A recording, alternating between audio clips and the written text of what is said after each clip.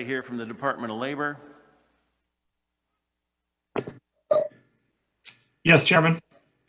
Okay, great. When we concluded yesterday, we asked to see if you could get some answers from some of the things that we asked yesterday that you were unable to give us. Did you have any success with any of that? Yeah, we did, and I just to refresh the committee on our team that's on the phone with me today. In addition to myself, we also have Deputy Secretary Peter Brady, Senior Advisor to Secretary Ryan Wright, and then in addition, due to the nature of a lot of the questions the committee was asking, we also have our Labor Market Information Services Director, Angela Berlin, is on the call as well. Her team kind of cobbled together last night and put together some information on some of the carryover from yesterday, and then we obviously anticipate you'll have some more questions today.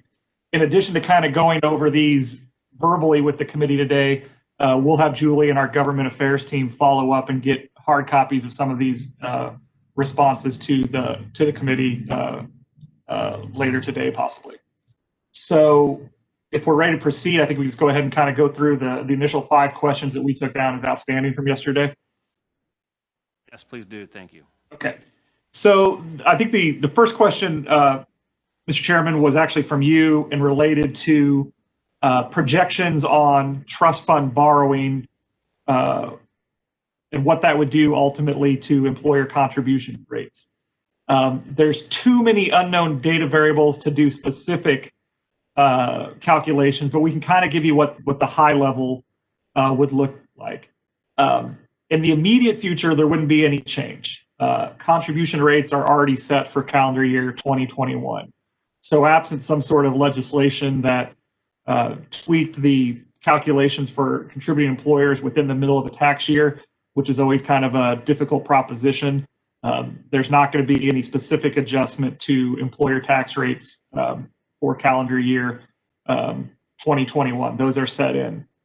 Under existing law, if we made no changes, the rate schedule for 2022 would then be determined based on what our average high cost multiple is as of July 31st, 2021.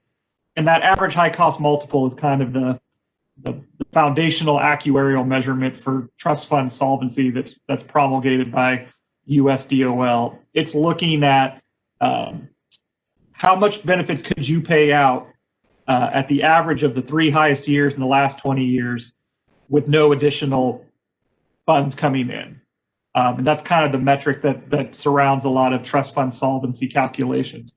So an average high cost multiple of 1 means you could pay out at that average of the 3 highest years in the last 20 years for 1 year with no additional funds coming in. So the repayment of a loan and the restoration of the fund and any repayment of a loan would correspondingly trigger definite tax increases moving forward because our average high cost multiple would drop. So you're basically going to see under existing tax policy, you are going to see incremental increases in taxes based off what level that average high cost multiple drops down to and how low the fund gets, and then to the same extent, how much loans would have to be borrowed from the federal government and then subsequently repaid back. And a lot of that's going to depend on how quickly the economic turnaround is coming out of the pandemic. So that's a very high level overview. And again, with all these trust fund calculations, as we get more and more data, we'll be able to kind of put out some more accurate projections. Angela, if there's anything you disagree with, but I think we'll have a better feeling certainly in the next few months as we look at what claims volumes are, if they still stay sustained like we've seen the last 2 months in terms of an elevated number, and also what those first quarter tax revenues look like, which is obviously when the most of the revenue comes in. Angela, is there anything you would add to that? No, I was just mentioning what you just mentioned about the first quarter being the highest contributions also. So I think a real touch point for trust fund solvency and where we're looking at is going to come at the end of April when we see how much we pay out in these next few months, as well as what sort of revenue comes in. And I'll pause there if there's any follow-up questions, Mr. Chair. Yes, I have a few for you. So we know that the rates are done for this year and that they're going to be based off of in July, where we set in July. We also know that we're going to get a possible influx of premium in April. We don't know what that is because we have so many people unemployed, it's not going to be near what we've had in the past. And so you have in the past said, or your department has, that we will be insolvent in July. Is that still true? We've done some different projections, and I think, I don't think we can say specifically when we would hit a point of insolvency. Again, it's going to depend on how much money comes in and what the payouts look like. I think it's fair to say that there is a definite possibility that we will be in a situation at some point in time during calendar year 2021 where we're going to have to look at borrowing to supplement the trust fund. Specifically, when we would see that, or with specificity, I don't think we have sufficient data points at this time to say. Angela, is there anything you'd elaborate on with that? No, I agree with all that. But but Mr. Chairman, I do think it is likely that we'll have to be in a position at some point in time in 2021 to borrow, depending on what the payout numbers continue to look like. Okay, so let's talk about that for just a brief moment. When we borrow at it's a 0% interest rate, and we're banking on the fact, or we're wishing, I guess, that the federal government is just going to waive everyone's liability. But New York and California are both in debt already. They've already borrowed $20 billion or some ridiculous number like that. And so if they waived for everyone, that's an inordinate amount of debt. Yeah, I'm sorry, I'm not done. Apologize. After we borrow those dollars to put back into our fund, we have to put enough into the fund for the calculations to be such that the employer's rate won't go up by too much. So then the rates have to go up not only for the losses of unemployment, but also to pay back the loan, given the fact that currently we have to pay it back. That hasn't been waived yet. And so my question is, over the past several months, the Finance Council has requested that we use some of the CARES Act dollars to backload the trust fund. And each time, the governor has vetoed that, leaning on the fact that we can borrow money at 0%, but not looking forward enough, I don't think, to realize that we're still going to penalize our businesses. Has there been any consideration to take some of these extra CARES Act dollars to backload this trust fund, and how much would it take so we wouldn't have to borrow dollars and we wouldn't have to increase rates for our businesses? Okay, there's a lot to unpack in there, so let me see if I can touch this point by point. If I miss something, please certainly follow back up with me. First, in relation to the borrowing at 0% interest, that is the preliminary analysis we've received from the United States Department of Labor. We've been in active engagement with them over the past several months in terms of, one, what the borrowing process looks like to make sure we were, if we had to get to that point, what it looks like procedurally that we were ready from an operational perspective, as well as, is Kansas in fact in position to borrow at 0% interest? Just, I think within the past few weeks, I had correspondence with them. The preliminary review from them is that we would in fact be able to borrow at 0% interest, but that's not official until such time that we would need to come and ask for the funds, and they do their calculations. But their analysis is that yes, we are in position for that. I just want to clarify on that point. And again, that's because of the work that's been put in on the trust fund over a period of years leading to this point. Their position as of now is that we would in fact meet the maintenance of solvency requirements for that 0% interest. The second point, in terms of a possible waiver of outstanding trust fund loans, we have not seen any specific legislative proposals or language or concept in that regard. there has been considerable conversation amongst the states that is something that we would like the federal government to consider. So if the federal government does in fact give some sort of trust fund relief to the states, I don't think we know, one, that's actually going to occur, and two, what specific form that would take. I don't see it being a blanket. This is just me personally. I don't see it being a blanket waiver. Just as you mentioned, there are some states that are considerably in debt already and perhaps did not put forth the type of solvency effort between now and the previous recession as we did here in Kansas. So I don't think you would see a blanket total forgiveness of everything. I think you would probably see some sort of effort to bolster trust funds, potentially tied to making sure that states put the work in. The states that put the work in, such as Kansas, could take advantage of it. As you know, our decline in trust fund wasn't something that was really foreseen. It was obviously a pandemic that caused that. So I don't know what that federal intervention would look like if it occurred, but I don't see that as being a blanket waiver.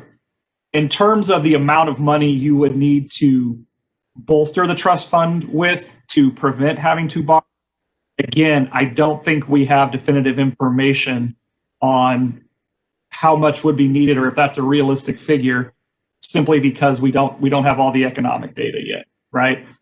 We don't know what our payoffs are going to be over the next few months. We don't know what the tax revenues are going to be. So it's a bit speculative to determine if you had to inject funds into the trust fund, what level you might need. That number may be astronomical. We just don't know right now. Okay, so assuming today you had to make that decision, not counting what's going to come in April, not counting what we're going to pay out before April, but where we stand right now, if we had to make a decision to keep it solvent, keep the rates normal, what would you care to guess that we would need to put into the trust fund? Well, I think what you would want to do is you would want to look at, how much we've been paying out. So, for example, if we paid out in December, I believe the number was $141 million. So let's say you put $141 million into the trust fund, that's going to buy you 1 month. So I think you can look at it in those terms of what's your payout rate and how much money are you injecting and how much time is that really buying you, if that makes sense. Yes, it does. Okay. Committee, are there any questions on this particular subject? Representative Johnson. Thank you, Mr. Chair. Just trying to, and I'm probably at a more elementary level than those of you who have looked at it for a long time, but on July 31st, we had 670 million, if I'm reading the report correctly. In 2020, we paid a total of 509 million. I'm trying to get a sense on the 52 million from 2020. How much did we collect on that wage revenue? I'm sorry, Representative, you cut my laptop was a little wonky there for a minute. Could you repeat that question? And I apologize. I just want to make sure I hear you clearly. Right. So where I'm going longer term is trying to just get a sense for dollars in and dollars out. But in 2020, our total wages were 52 billion, and I'm wondering what we collected in 2020. I'm sure it's somewhere. I didn't happen to see that number. Yeah, that's an excellent question. And that was actually one of the follow-up items we had from the committee yesterday. So I'll walk you through a little bit of that right now. And again, this was put together by Ms. Berlin and her team yesterday. So the amount of dollars paid into the trust fund by employers in 2020 was approximately 267 million.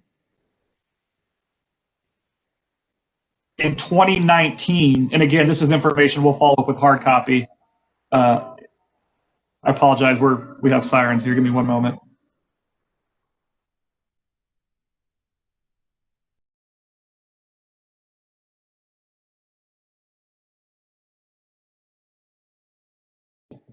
Sorry for that. One of the underrated joys of working at 401 facility here for our Department of Labor is we're right next to the police and fire station, so we get those we get those sirens all day long. Give me one moment.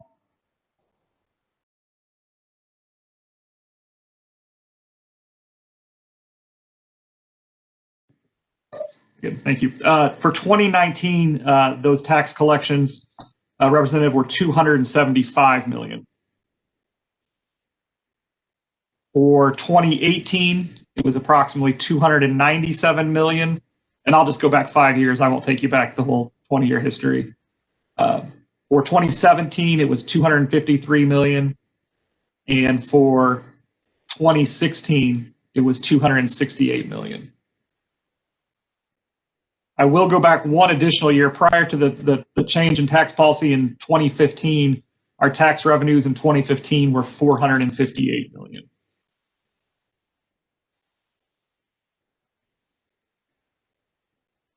If I work through that, last year we collected 267 and we spent 509 million. Is that correct in the numbers?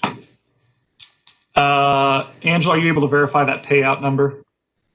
Yeah, the payout number that I have for the entire calendar year of 2020 is 977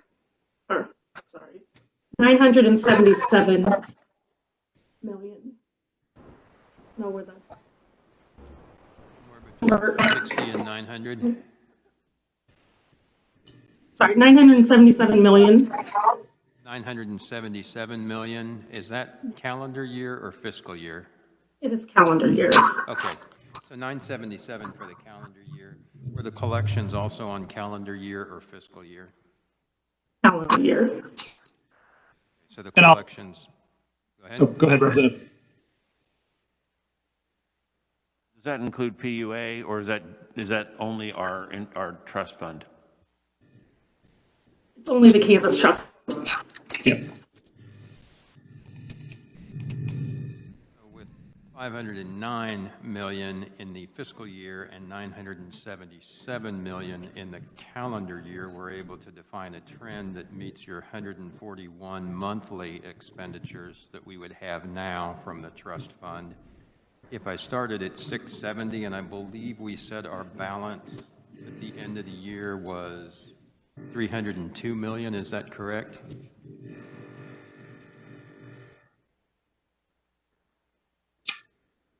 I believe that's correct. A little over 300 million at the end of the year. At 140, we've got 2 months that are in there, save the collections that we get. I'm wondering how we get to April with those numbers.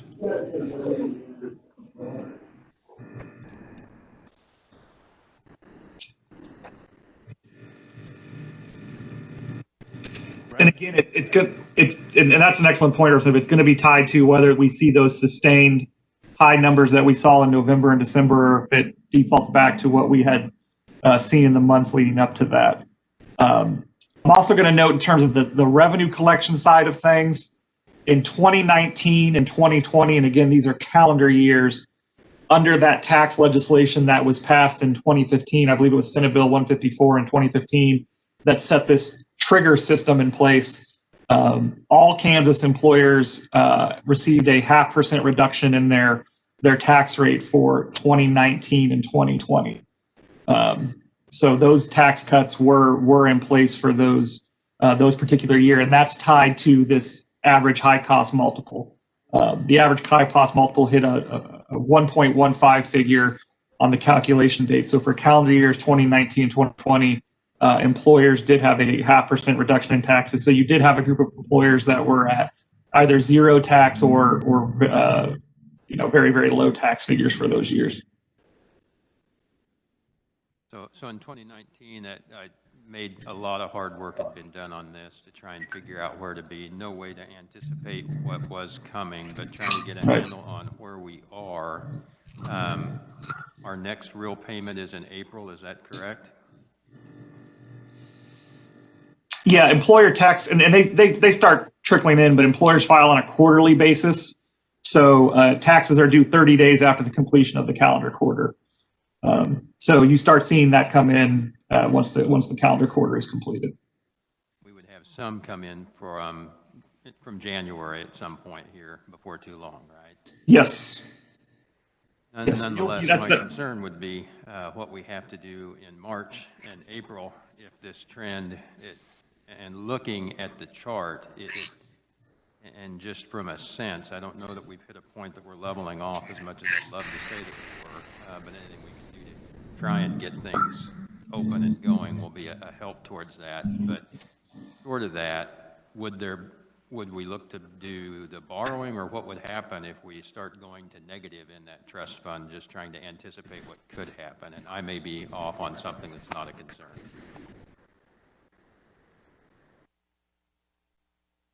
Brett?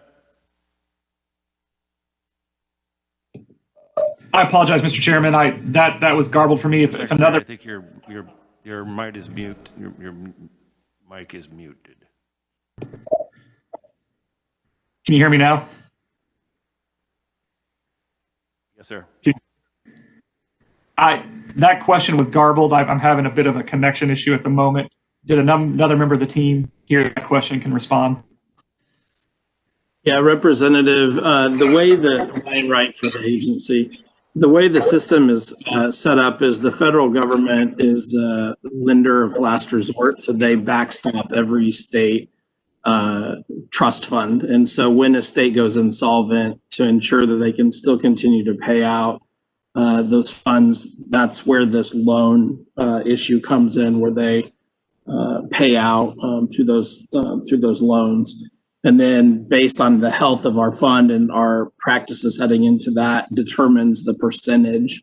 And then what happens is states have about 15 months to start paying that loan back after they've started borrowing.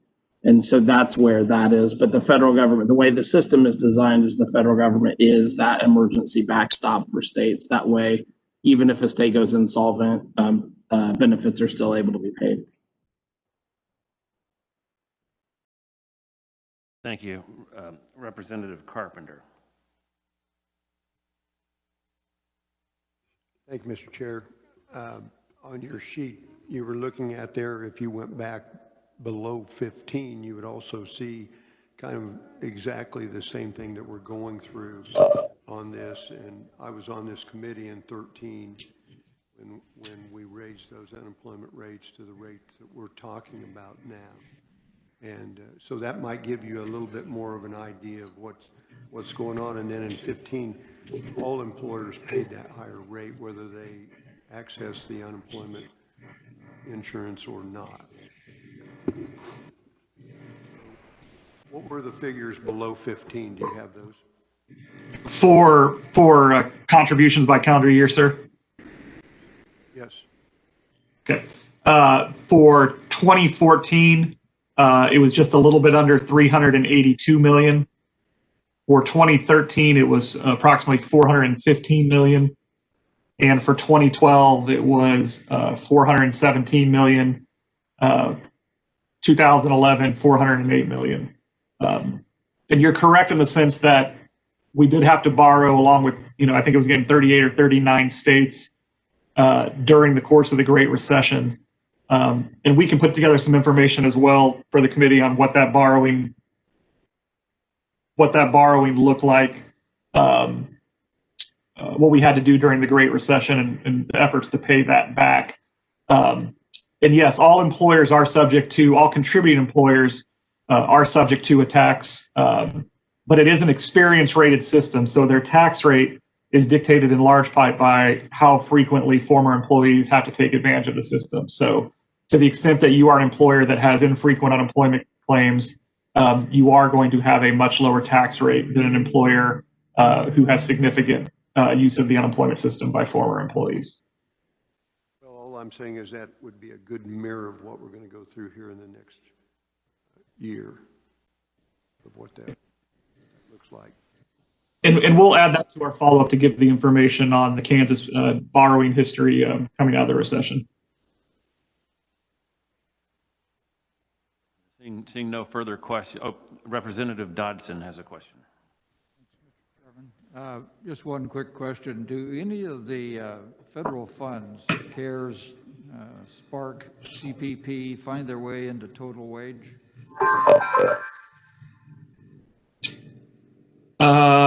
That I don't think we have a definitive answer offhand, unless you have that information. I don't believe so, but that's something we can have our legal team review more closely. Angela, do you have a gut feeling on that? I do not at the moment. Yes, the worry is if number of people who weren't working, drawing PPP and so on, outside of what the employer is paying, then we've got a lesser amount coming in. My feeling is that would not fall under, I apologize, my feeling is that would not fall under the definition of wages for the employment security law, but we will confirm that. I would think we should already know that, but if I had to venture a guess, if these loans were used for payroll, that payroll tax would apply. Now, I know that we're looking at not taxing the PPP loans as income for businesses in other committees, but I can't really speak to that. But I would think that if they were used for payroll, that payroll tax would still apply, but that's just a wild guess, who knows? Okay, any other questions?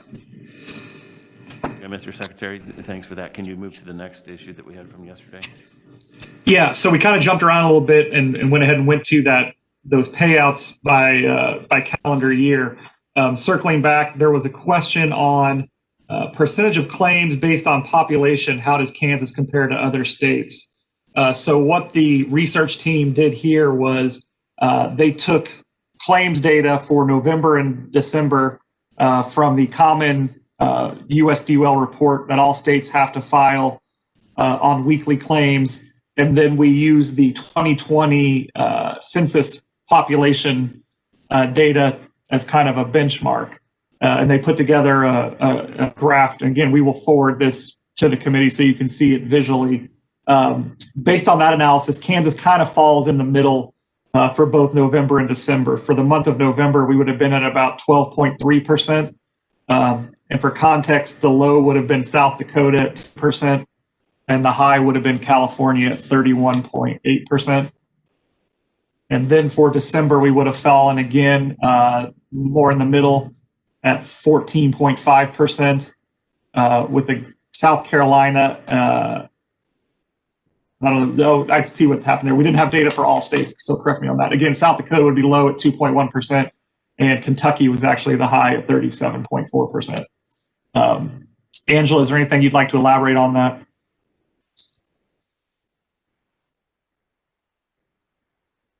Sorry, I couldn't find my mute. I don't. I feel like after you guys look at the chart, you might have some follow-up questions, but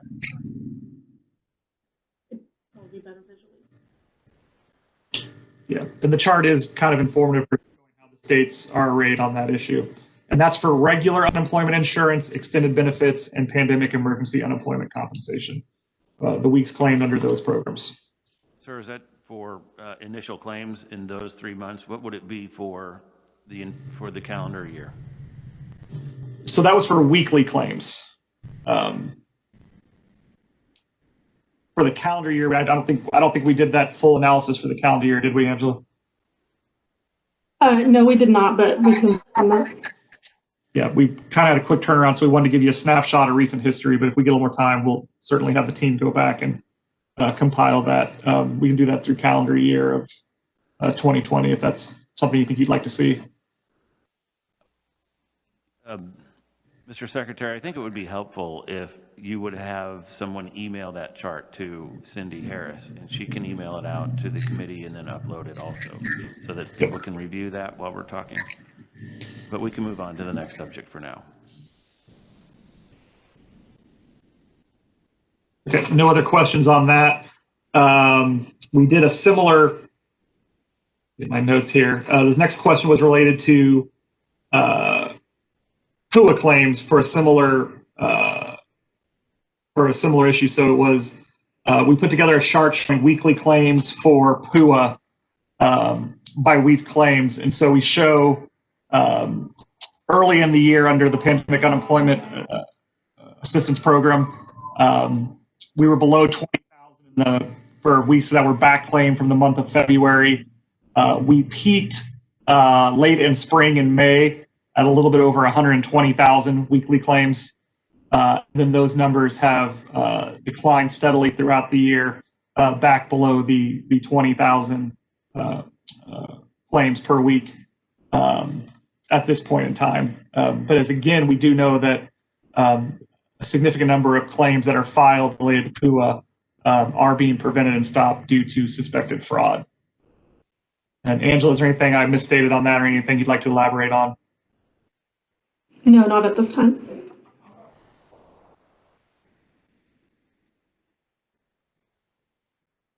Okay, Mr. Secretary, I think one of the items that was left from yesterday was the alarming 165,000 initial claims that were January 9th. And you had indicated that those were not all legitimate claims. Those were just claims that were sent in. How many, were you able to determine how many of those were actual claims?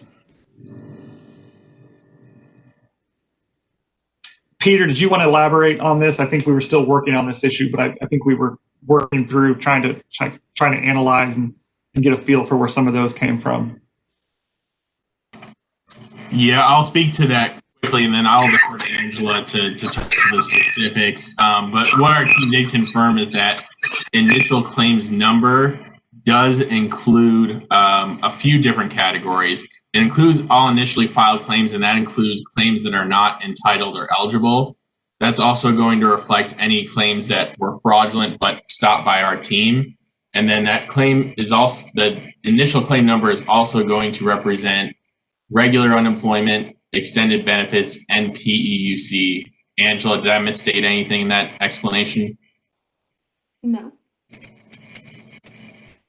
So there's a wide variety of different components that contribute to the initial claims number, and that should not be misassociated with total number of initial claims paid. Rather, that's the total different initial claims that were filed into our system.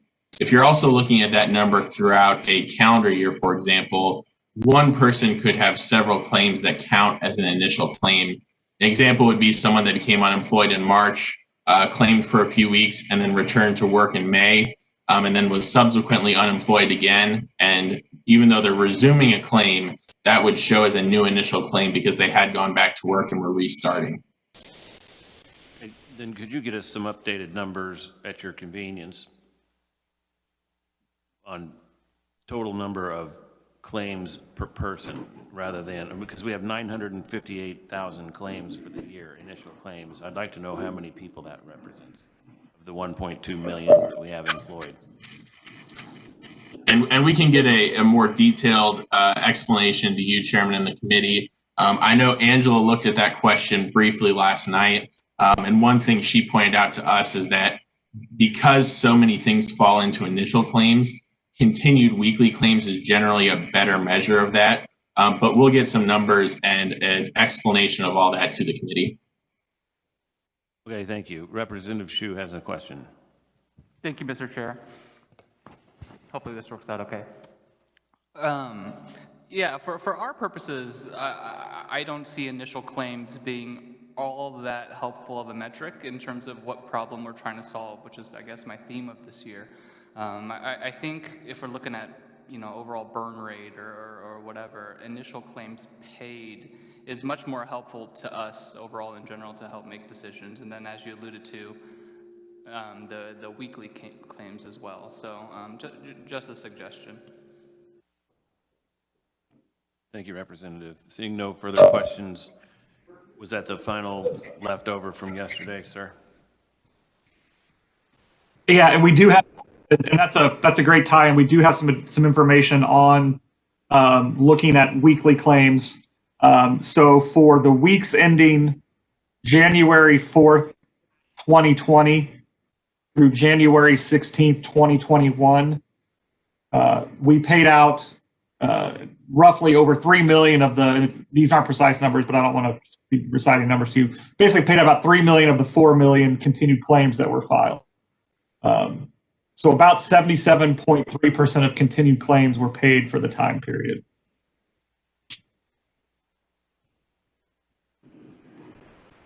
That doesn't seem to make sense to me. We only have 3 million people in Kansas. Is it, those are weekly claims. Weekly claims. Okay, got it. Okay. So that does conclude kind of the follow-up. And again, our legislative staff will work with the committee to get that information over to you. And then we're obviously available for any additional questions. Okay, sir, I would like to move on to the fraud claims, the fraud protections. And I've asked a series of these questions in the past, and we didn't really have a grasp on things then. And I'm hoping maybe you have better information now because it's been so many months. One of the issues that you know I communicate with a lot of HR people. Several of them do business in several states. One of them does business in 42 states. I think we're going to hear from him on Tuesday. But Kansas represents about 20% of his business. Yet the fraud claims that he has to process represents about 90% of his claims.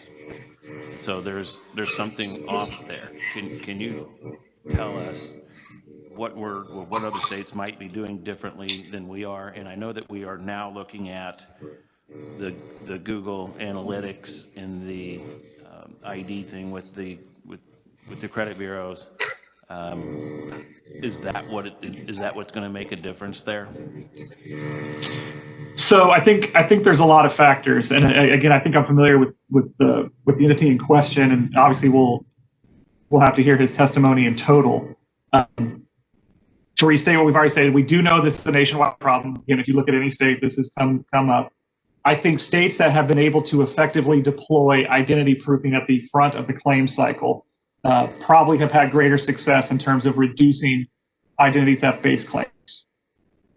That also ties into the modernization piece in terms of states that had the agility to put those sort of enhancements on the front end of their systems more readily, were able to reduce that. So in terms of what we're doing here in Kansas, the imminent deployment of identity verification, two-factor authentication, verifying that through credit reporting data, I think we'll see a sharp decline in those numbers here in Kansas as well. But there is no silver bullet because as we've learned throughout this, as we adapt, as the states adapt, these more sophisticated criminal intrusion attempts are going to adapt as well. So I think there is a line of demarcation there for states that were able to augment their systems with that sort of technology more readily. But there could be different factors in play there as well in terms of states being targeted based on their weekly benefit amounts and other factors. But we don't have specific data other than what the anecdotally you're providing from the one particular service provider. Okay, so can you give us an idea? First of all, we've known about fraud for quite a long time.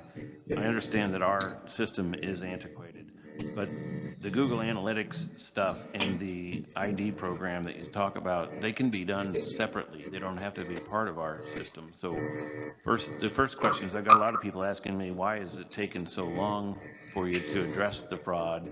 And then now that you know what you're going to do about it, what is the timeline? I talked to you about it a few weeks ago, and you said it was a week away or 2 weeks away. So are we there now, or are we? We are there. So there's a couple things there. I think as we presented yesterday, there's numerous, beyond just identity verification, there are numerous best practices promulgated by the United States Department of Labor, put forth by the National Association of State Workforce Agencies Integrity Center in terms of cross matches and things of that nature that we deployed for many months, working to block suspicious actor banks, things of those nature. So we've been actively engaged in seeing what those steps are that states have indicated are working for them, and then seeing if we can replicate that here in Kansas and vice versa. The Google Analytics is kind of actually separate product. It's a Google fraud detection, so it's using analytics, but it's separate from just what you would normally call Google Analytics. I just want to draw that distinction. Those are what we want to try and do is have a multi-tiered approach. Again, there's not just one magic solution. So we wanted to deploy the identity verification on the front end, and then for claims that do get through, utilize the Google technology along with our staff to filter those out to a further degree. We are very close on both of those systems. They do have to go through procurement, contracting, business requirements. And while it is not a whole-on modernized system, implementing those sorts of technologies with our older system is inherently more complicated in terms of some of the back end work that needs to be done relating to the mainframe. So it is separate from a standalone unemployment system, but the unique nature of our system, how it's not homogenized, how it is an older technology stack, does make it a little bit rougher ride for an implementation as we work to implement those. In terms of Google, we have actual production data that is being used that our team, working with their staff, are reviewing and seeing if we're getting the results we want, further building out the dashboards that our staff will use. So we actually do have production data that is being utilized right now, and they're going to continue to refine that with a full deployment near the end of the month. And then we're moving very aggressively on the identity verification as well. We had a bit of a delay in that, and actually the one of the vendors we were looking to utilize to do the identity verification for credit reporting wasn't able to keep up with the timeline we were trying to implement. So, but we are still optimistic that they will be able to get that placed by the end of the month. By February 1st or end of February? End of January. That is the target. That's encouraging. One of the questions that we asked you before, have you been able to get your arms around what percentage of claims, or how many legitimate claims versus fraudulent claims are being paid? We do not have a holistic answer on that. I think that's going to be a lengthy process. Again, part of that's working with the legislative post audit on that issue that's already underway and the data we provided there. But that's going to be an ongoing process. I don't think we have a comprehensive answer that we would have a high degree of certainty on at this point. So how many have you identified that you have paid, that you have sent to the federal government or to the police? Well, those are two different questions. So in terms of what we're identifying for criminal prosecution referral, when we have met with the U.S. Attorney's Office and our partners at the U.S. Department of Labor, Office of Inspector General, the FBI, they identified to us certain parameters of cases they were looking for. So they set certain dollar parameters where we could identify it and try and link it to a specific criminal effort. So not everything that we would detect is something that's going to be able to be built into a prosecutable case. So we have our law enforcement staff working with the federal law enforcement have kind of defined the parameters of what they would look for in for a prosecutable case. The preliminary stuff we've sent over to date, and I believe we sent 1 or 2 fraud packets over to them. They're quite pleased, is my understanding, with the quality of what we sent them, and it's a good foundation for continuing that moving forward. But we have to be able to try and identify the actors involved, and that, again, when you're looking at multi-state, sometimes international attempts, that's not always going to be an easy endeavor. I believe Ryan has some. Brian, you've had some figures available in terms of high degree of confidence on PUA, the number of claims we've stopped. Is that correct?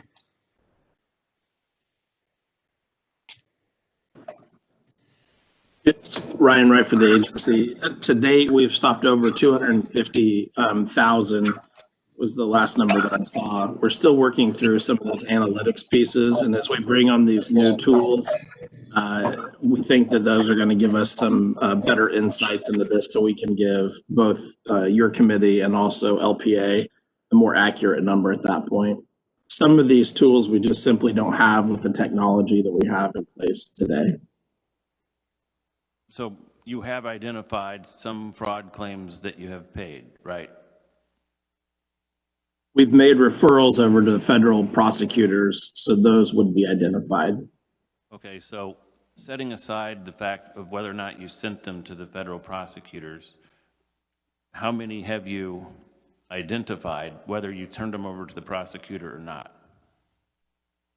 That I don't have an answer for you on, Mr. Chair. Can you get that to us this week? We can try, but it's not about not producing the data. It's not, we don't have the ability to run that scan within the system. But you at have this identified point. That's what some. these. I'm just looking for a number of the ones that you have already identified. That's all I'm wanting. I believe we can get you that. Yeah, I'm just trying to get to the bottom of what it's costing our trust fund. And I'm trying to get to the bottom. I mean, I know what it's costing our employees, and they've spent hundreds of thousands of man hours trying to sift through the fraud that they get on their end. It's cost Kansas taxpayers and employees hundreds of thousands of hours trying to figure out why they're receiving these things in the mail and what the ramifications are. So we're just trying to get an idea of what it's going to cost, because somebody's going to have to help pay for all this. That's all. Absolutely. And we absolutely will be providing that to you all. We'll get you what we can this week, and we will get you hopefully a more accurate number once these tools are deployed, hopefully by the end of this month. Okay. So the U.S. Department of Labor estimates that up to $26 billion of fraud has happened, and that was back in July. It's probably twice that by now, and that's all over the country. Washington State estimates that they have lost nearly $650 million in fraud paid out.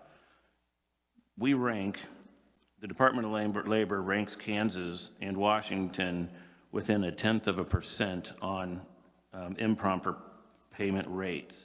So can we assume that we have paid out around $650 million as well? I wouldn't feel comfortable committing to any hard dollar figures at this point. If I may interject, Mr. Chairman, that improper payment rate, that methodology is derived from something within the unemployment monitoring that the federal government does called BAM, or Benefit Accuracy Measurement. And there are a lot of different factors that go into BAM. Candidly, it's not really a great, if you talk to anybody who's in in the unemployment insurance space, it's really not a great estimate for improper payments, but the reality from USDOL's perspective is they have to have something. But the BAM data does lag. So when you're looking at those improper payment rates, you're looking at something previously that's pre-pandemic. So I think due to the unique challenges of the pandemic and the fact that improper payment rates don't incorporate POO or anything of that nature, it's a little bit difficult to try and make a direct correlation between where a state's improper payment rates and what it has experienced during the pandemic in relation to fraud. I understand that it might be a bit of a leap, but given the fact that the HR departments of many companies are telling me that Kansas is 10 times worse than other states combined, they have more claims in this state than any other state combined, coupled with the fact that our improper payment rates are as high as they are at over 17%, I just figured that maybe we would be somewhere in that, I know it's a stretch, but if we're that bad on regular unemployment before this pandemic and before the fraud, it's not that, it's a very short line to draw, in my opinion. That's why I'm trying to figure this out. Yeah, I definitely agree with you. We understand the scope of the issue, and that's why we're committing the resources we are to fight it. On that improper payment rate, one of the main drivers for that here in Kansas, and many states have an issue with this, is work search, in the sense that when you do a work search, when basically you ask someone if they've looked for work, you are basically having to take a leap of faith unless you have a modernized system capable of doing real-time validation of that work search effort. It's impossible with pre-pandemic staffing levels to call on every claimant and verify their job search. What BAM does is it samples X number of claims throughout the year. So if they go back and sample somebody who was dishonest on a work search activity, that causes your improper payment rate to spike up. So that's getting a little bit in the weeds of unemployment insurance details, but that's a major contention for most states that have elevated improper payment rates, is the inclusion of the work search factor within that calculation. And that's not going to be an issue that drives fraudulent payments in pre-pandemic or post-pandemic. And Mr. Chair, I know you've dove into this, but for those members of the committee that are not as familiar with this, so most of this fraud is happening in the POO program, which is all federally funded. And so the these are not interchangeable. When we're talking about what the chairman's getting to is, where that, what is costing Kansas taxpayers or businesses is out of the regular unemployment trust fund. When we are talking about these huge multi-billion-dollar fraudulent, they are talking about that in terms of the PUA program, which is federally backed. It's still costing taxpayers dollars, but just as a point of clarification, there are two separate systems that we're talking about. I don't know if that was clear to folks. Okay, thank you for that clarification. If there was any fraud that was out of the Kansas Trust Fund, currently, under the current statute, once identified, we can credit the account back for the employer's account back once the fraud is identified. But we have to first collect the tax dollars back in order to do that. What is your proposal to go forward with? I mean, if we do end up finding that hundreds of millions of dollars were accidentally paid out under fraud, what is your proposal to hold these companies harmless and to replenish the account?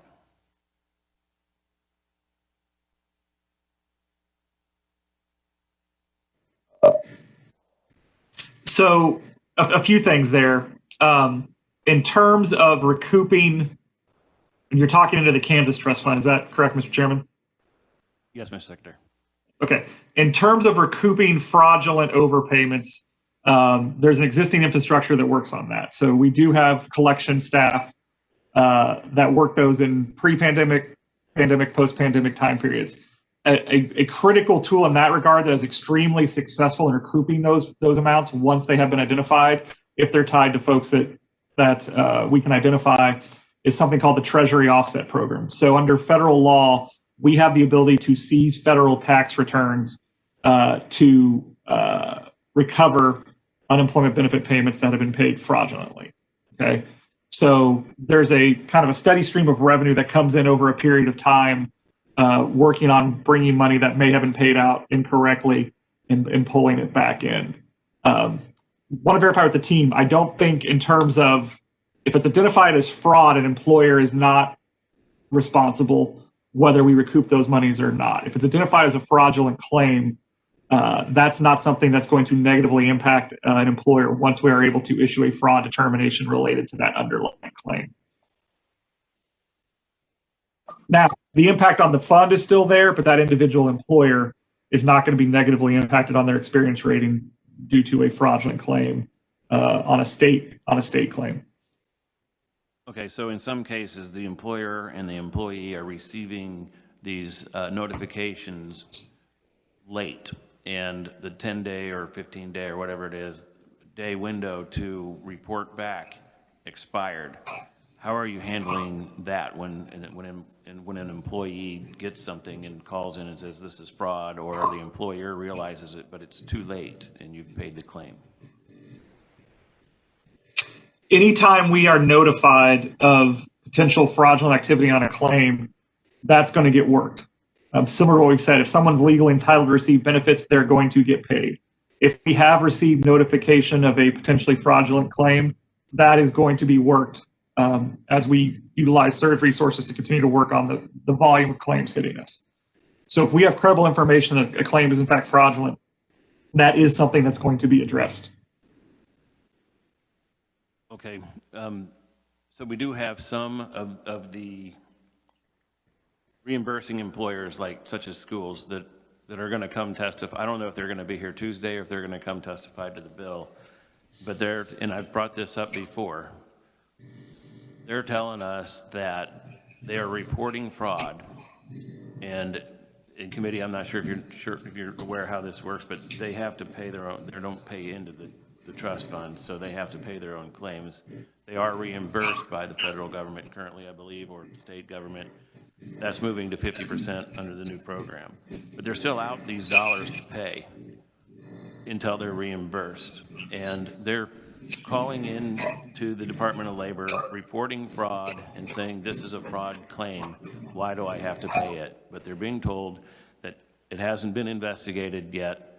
and they can't get to it, and they need to pay it anyway, and once they determine that it's fraud, they will be reimbursed, and they are reimbursed. But my question was then, and it still remains now, you didn't have an answer for it back then, but why? Why are these schools having to shell out money when their employer is sitting across the room from them when they're on a telephone call or filling out the fraud report online? Why are they still having to pay those claims, and then our tax dollars have to reimburse them?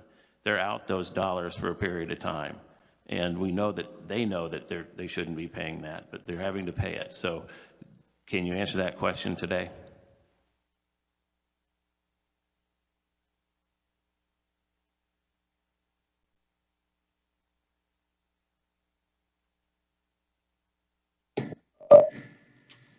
I apologize, Mr. Chair. I was having issues getting unmuted there. In terms of reimbursing employers, they're indicating that they are having to go ahead and pay those benefits once they have submitted an inquiry that it's fraud. Is that the scenario you're describing? They will call in and talk to somebody, or they will fill out the fraud report. Their employee is still working for them. They have received a benefit statement that says they are approved. The school will call in and say, this is fraud, why do I have to pay it? And they will be told to pay it, they have to pay it under statute because it hasn't been verified as fraud yet. Yet that employee is sitting right there with them when they do this. Why are they having to pay that out? I believe that was covered during our presentation yesterday. Ryan or Peter, do you have that information available?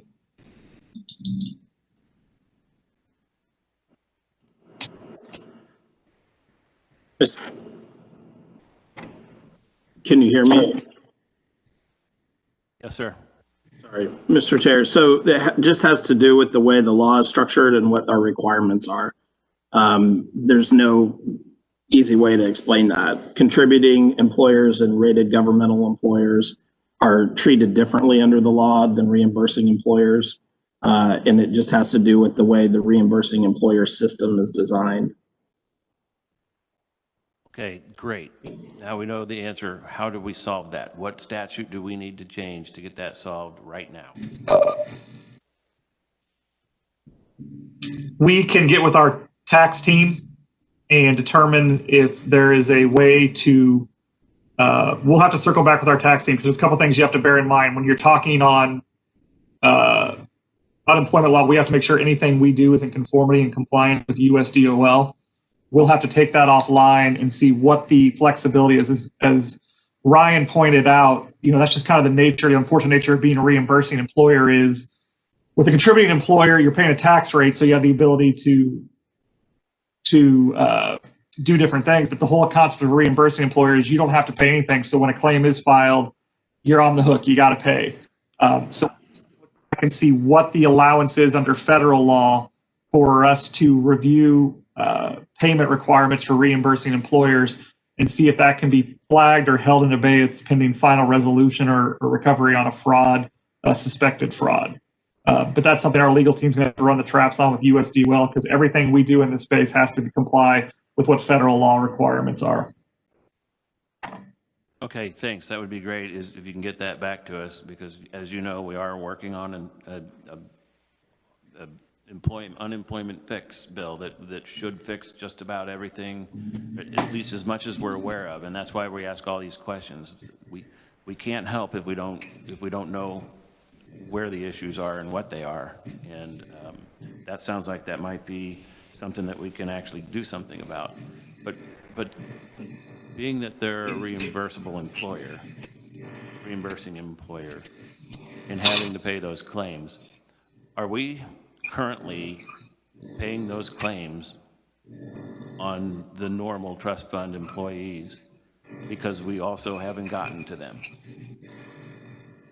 I know there's statutes that say we have to pay within a certain amount of days unless we've identified the fraud and proven it. If it's happening to these reimbursable employees so often, why would it not be happening also in the normal trust fund?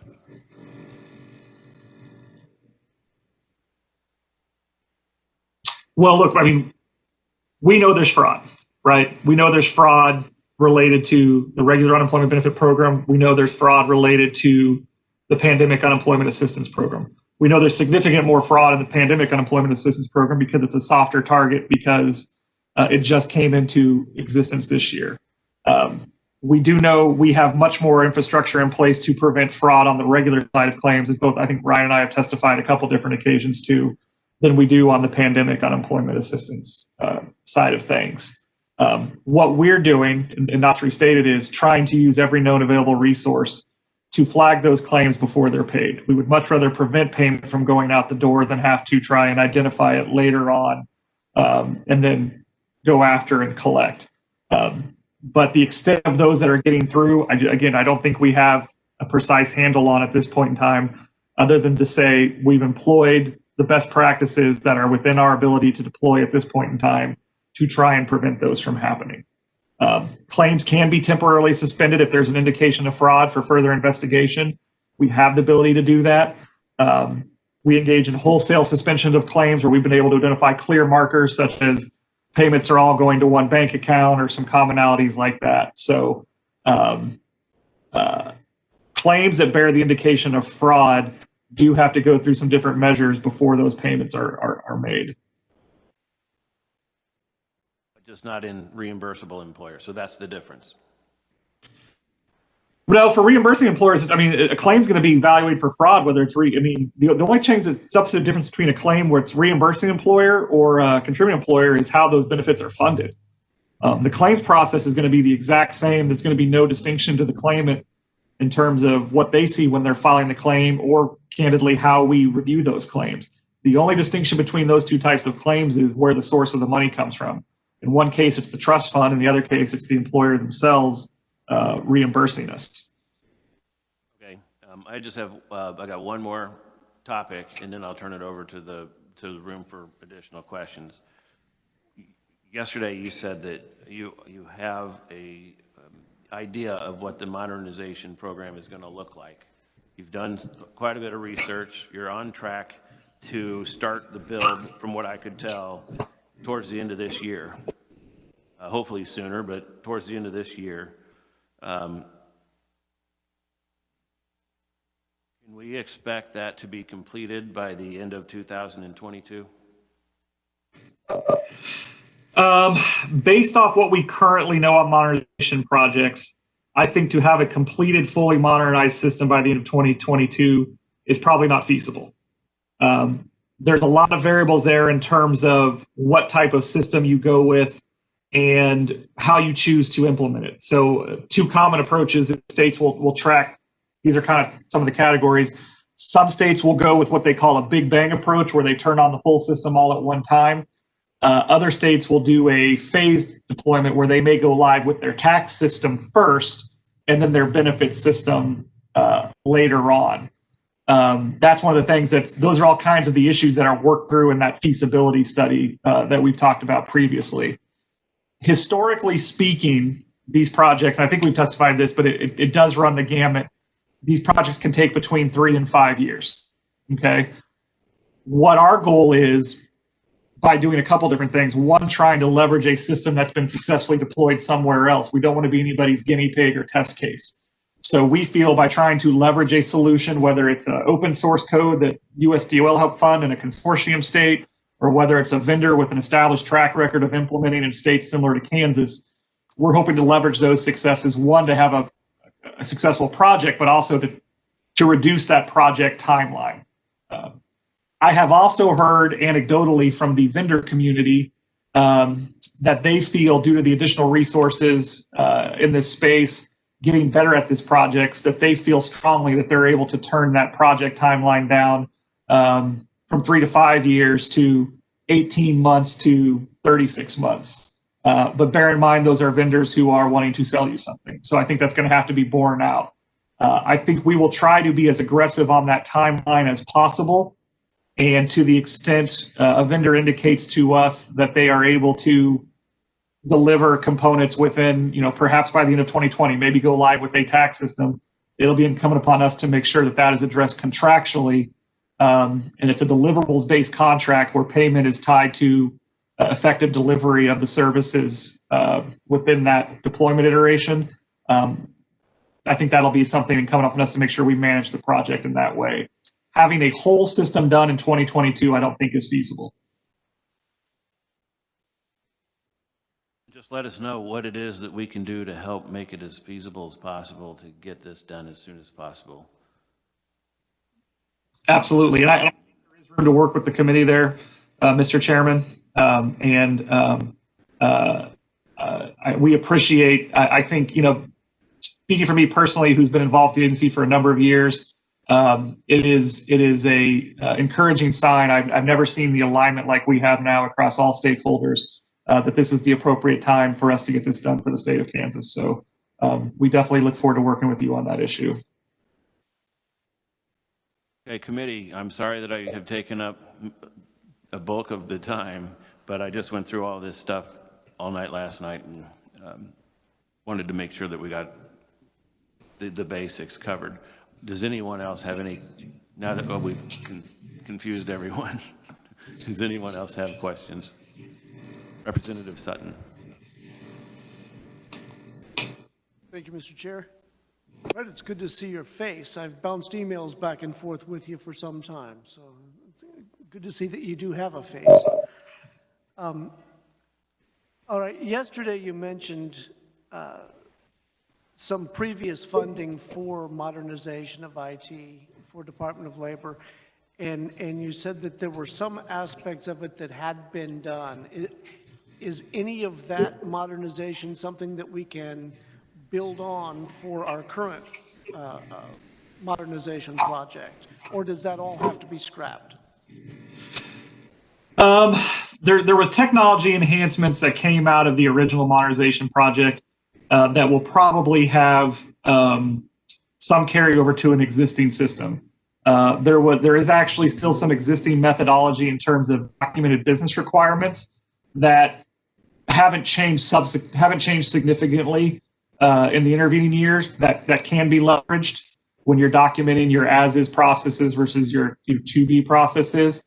I do think, though, at this point in time, due to updates in technology and the changing requirements within the unemployment system, when you're talking about modernization, I do think you're talking about, for the most part, an entirely new project.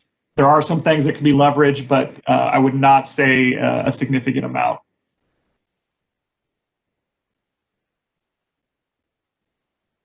That's a great question. Representative Williams.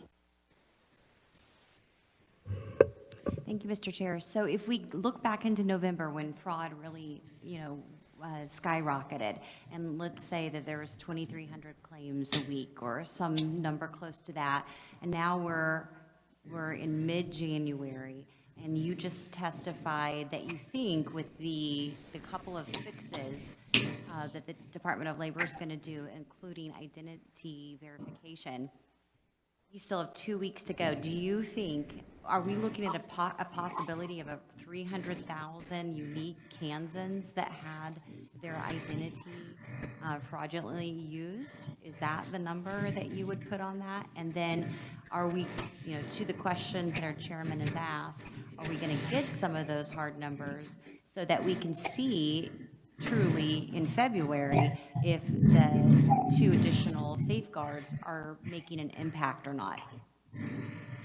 Yeah, those are great questions, Representative. I do think we're going to get to a place, if there are challenges within our system, of giving more concrete numbers on these. In terms of the number of folks who have had their IDs compromised in a broader breach from the various large-scale data breaches, that number, I don't know if we can ascertain it now. I think that number is going to be a large number just off what we've seen in other states, as well as anecdotally what we're seeing here from Kansas. I'm sure everyone in the room knows someone who has received some indication of a potential ID theft claim being filed on their behalf. Again, the vast majority of those are being stopped, but I do think when we're able to kind of try and pinpoint finalized numbers, I do think we're going to be looking at an extremely high number for attempted ID theft cases that were tried against the system. I do think we'll be able to pull some metrics together just off the number of attempted claims filed that will give us a pretty good indication of how these ongoing implementation efforts are driving down those numbers of attempted claims.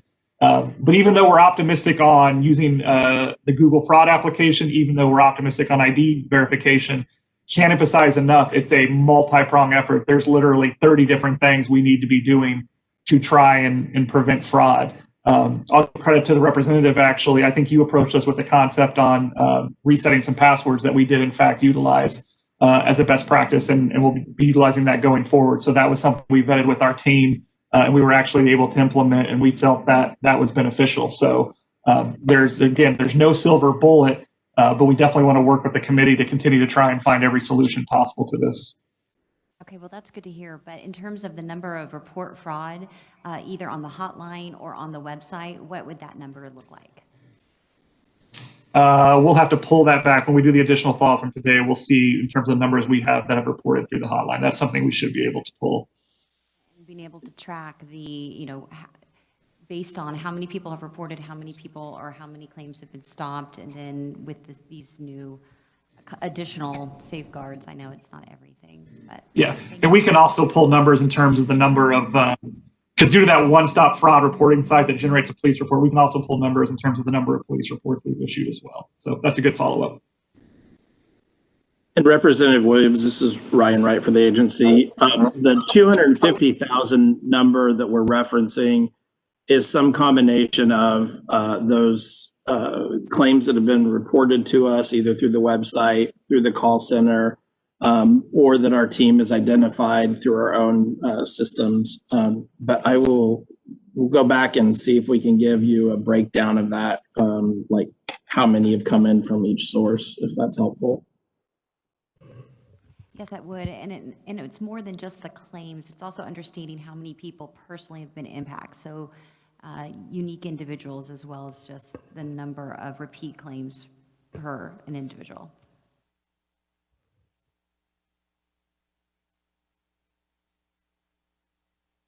Representative Johnson.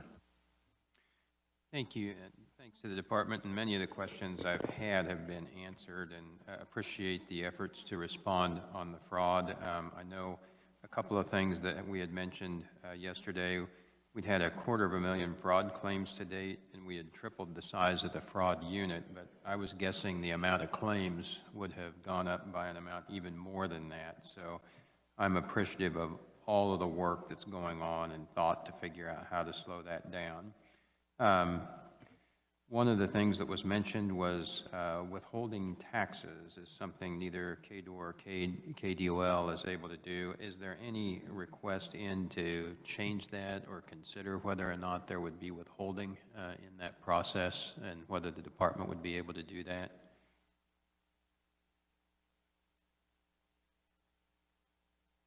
Representative, it was determined that we cannot mandatory withhold tax. But one thing that we can do is suggest to them, and that's one of the things we're looking at in this new unemployment system bill, is to notify recipients that they will have to pay tax on this, and maybe even give them an idea of what it would be, because there will be a tremendous amount of breakdown in April when they realize how much taxes they owe off of the unemployment checks that they got. Because there are a lot, a lot of them received up to, over $1,000 a week, and that adds up pretty quick. So thanks for making me aware that we actually can't consider withholding. So that is helpful to know. I also know we were proactively revising the 1099s for those who had identified fraud. And while this is not as big an issue as stopping the fraud as we go forward, is there a process for those who didn't identify the fraud in time to work through correcting that? So on the 1099 process, that's actually something we've engaged heavily with our Accenture partners in terms of surge support to try and isolate those claims that are fraudulent. To the extent, and again, we are erring very heavily on the side of if we have indications of fraud or think it might be fraud, we are not issuing a 1099. To the extent that something gets through and someone is issued a 1099 where they did not in fact receive those benefits, once the 1099 is issued, it's my understanding that's going to be incumbent upon the individual claimant to resolve that issue with the IRS. We are going to have options on our end if someone, a hotline, if someone feels they got a 1099 in error, where they can get back to us and resolve those. So, but if they didn't reach out to us and bring that to our attention, there's nothing we can do. But we are going to be doing resources to and having a staff working to resolve anybody who feels they have received a 1099 in error. Mr. Secretary, can you tell us when those 1099s will be going out so that we'll know when to expect these phone calls? And then I'll turn it back to Representative Johnson. Yeah, they should be going out in the next week, actually. We do a daily update on it. So that mailing process will start here in the very near future. The typical timeline is to have those done at the end by February 1st. So those 1099s will be going out in the mail in the relatively near future. Thank you, Mr. Chair. One other question I had, there was a reference to the bonding in 2005 under Sebelius and the legislature at that time. I wonder, had those bonds already been paid off, or are we still paying on the 2005 bonds? What was the term of that? We'll circle back with fiscal staff. I believe we may have maybe 1 or 2 payments related to that. The vast majority of that bond has been repaid. I will circle back with fiscal staff. I used to know this off the top of my head when I was unemployment director. I apologize. I will circle back with her. If we do have an outstanding balance, sir, we are in the final stages on that. Thank you, Mr. Chair. Representative Burrows has a question online.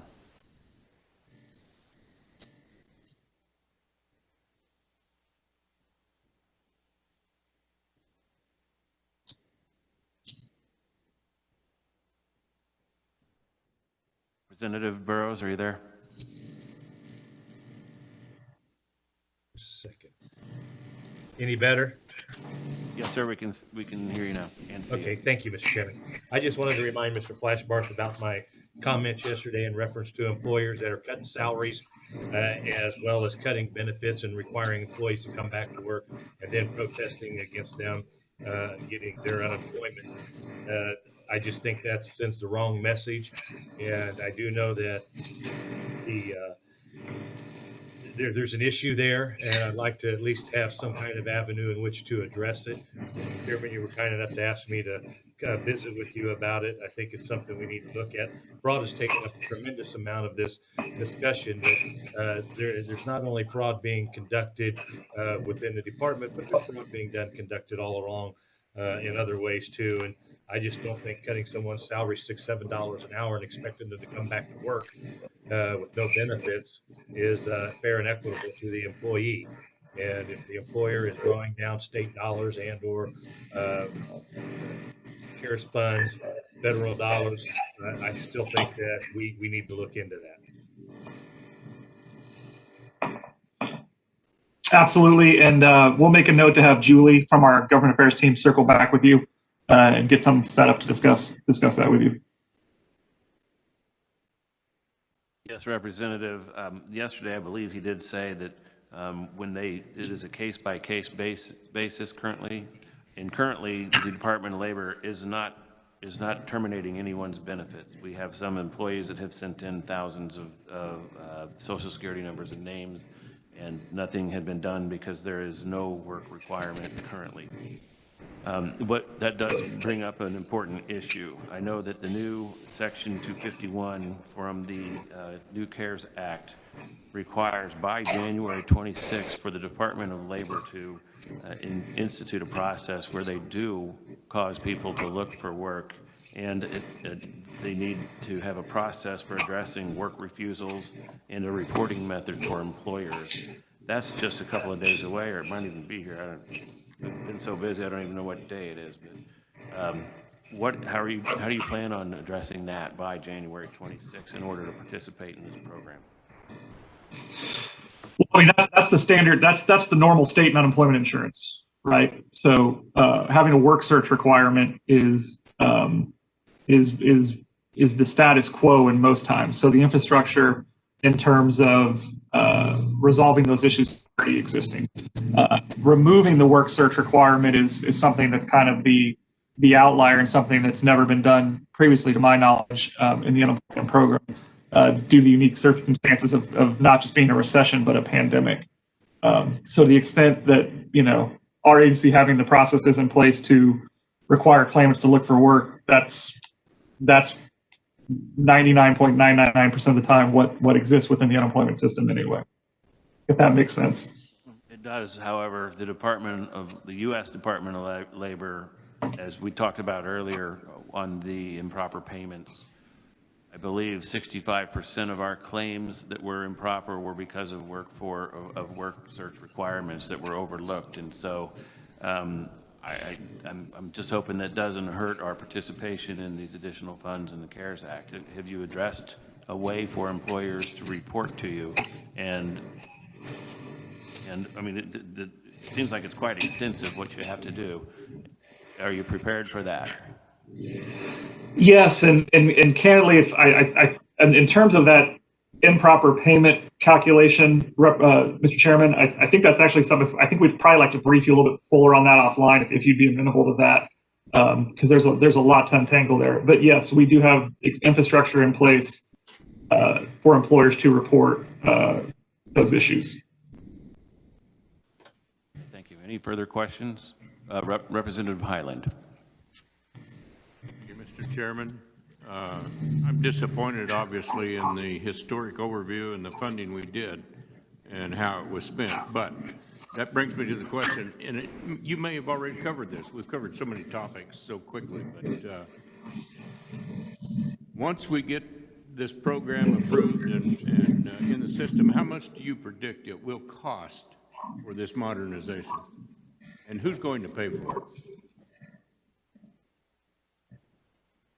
Well, I think Ryan Wright addressed part of this yesterday in terms of how we're approaching the initial funding. There's a couple different avenues we have there in terms of we have tried to use, to the extent possible, non-administrative dollars to meet the surge of work initially. And so we do have some carryover from admin dollars, which once you carry them over, they can be used for modernization purposes. We actually have about $5 million of READ Act funds remaining from the original modernization project that took place in the early 2000s. That's available. We have an additional funding source known as penalty and interest that under the federal government can be used for modernization. And then we'll have to see if that'll have to be supplemented with additional state dollars. The obvious hope would be that, again, this is speculative and we can't count on that, but in addition to some sort of trust fund relief for states, that the federal government, if there's any further rounds of stimulus, would also try to seek to inject some federal dollars in this space. That was, and Peter, you can speak to this. I believe the original federal legislation in December at one point, dollars for modernization were in there, and then they were taken out. So our hope is that if there is additional federal assistance, that modernization funds will be included, with the federal government seeing that the ability of states to have modernized, updated systems was such a vital component of being able to deliver essential services. In terms of a total dollar amount, I don't think we have that finalized yet. I believe the governor's budget referenced $37.5 million. That's a pretty accurate estimate, but that's going to have to be finalized when we finalize a vendor and a specific technology approach that we're going to take. And I want to note too, when you're looking at the price tag on modernization, one thing that we all need to be mindful of, it's not just the initial cost of the project, it's making sure you dedicate the resources and the effort to be able to fund the maintenance of that system over years, to not only maintain it on a day-to-day basis, but then be able to refresh the technology periodically. So in 9 years down the road, you're not going to have to do another whole-scale modernization again because your technology is out of date. That's kind of the ongoing modernization that we need to think through as part of this, and making sure that there's funding available to not just turn the lights on, but keep them on.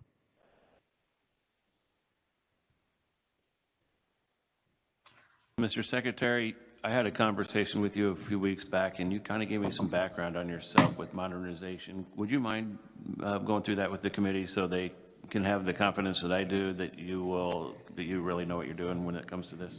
I don't know if I know what I'm doing on much of anything, Mr. Chairman, but I appreciate those thoughts. So in terms of my history at the agency, although it hasn't been that long, I have been around for a comparatively long period of time compared to some members of our leadership team. So I was actually began with the agency in 2005 on Secretary Garner's legal team.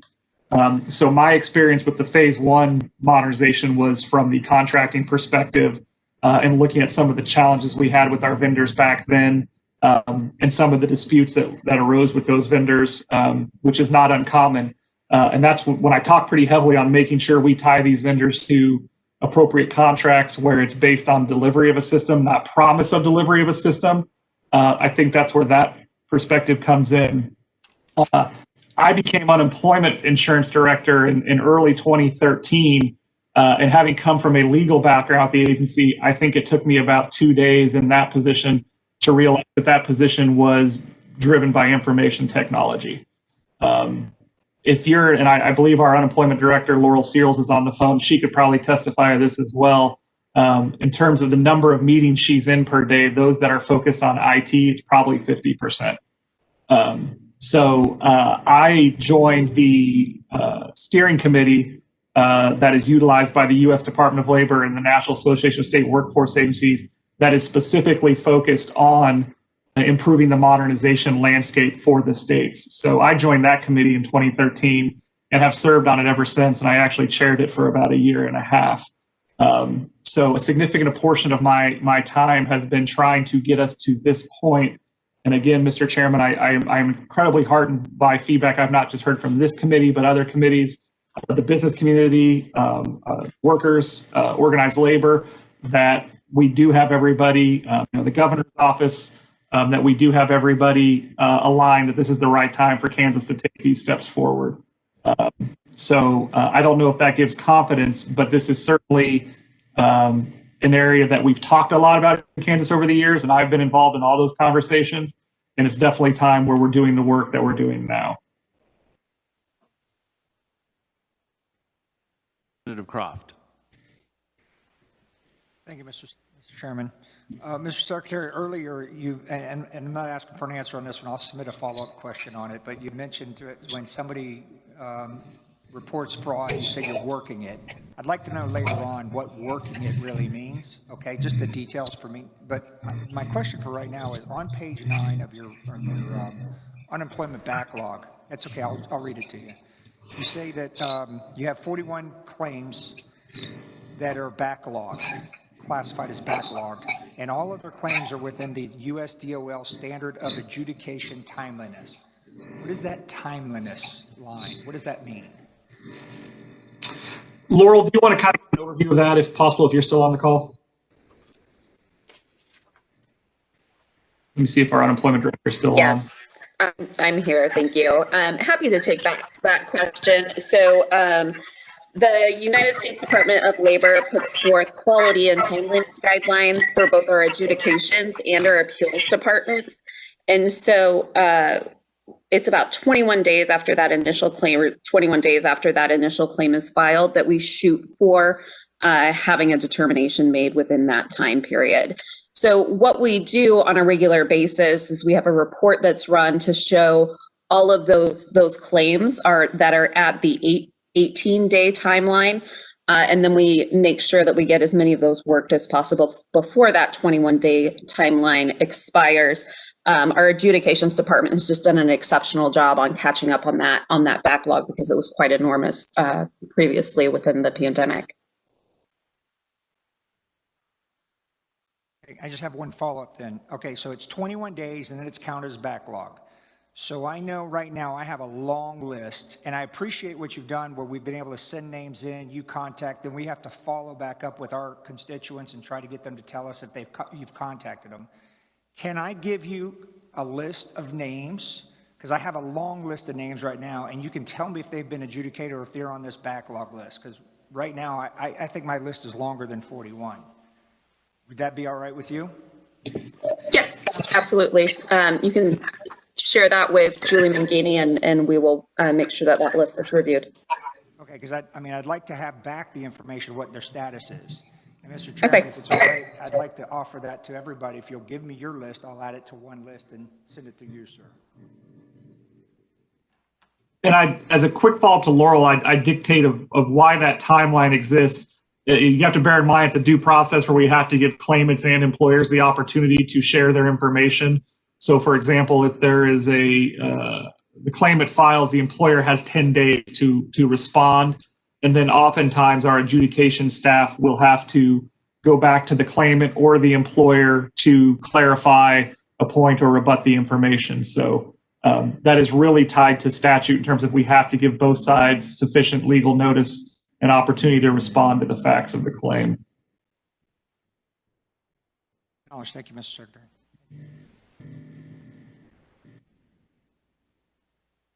Seeing no further questions, Mr. Secretary and Department of Labor, thanks so much for your time. You went through well over 3 hours of testimony yesterday and today. You were able to answer all the questions. You weren't able to give us all the answers, but I feel like we made some progress in the last 2 days. And as you know, we're putting together this bill, and any and all information that you can possibly get to me to circulate to this committee so that we can do this right would be greatly appreciated. I plan on probably having the bill done by the end of next week and introduced next week so that we can begin work on it, because it is by far the most important thing we're going to do in this committee. Thank you very much, Mr. Chairman. We appreciate the opportunity to come before the committee on behalf of our whole team, and we definitely look forward to working with you on all these issues. All right, thanks again for your time. And with that, committee, we do not have a meeting tomorrow scheduled. We do have a meeting scheduled Monday, but we don't have anybody coming in. So listen at the well tomorrow to see if we're gonna show up Monday or not. Thank you very much. We're adjourned.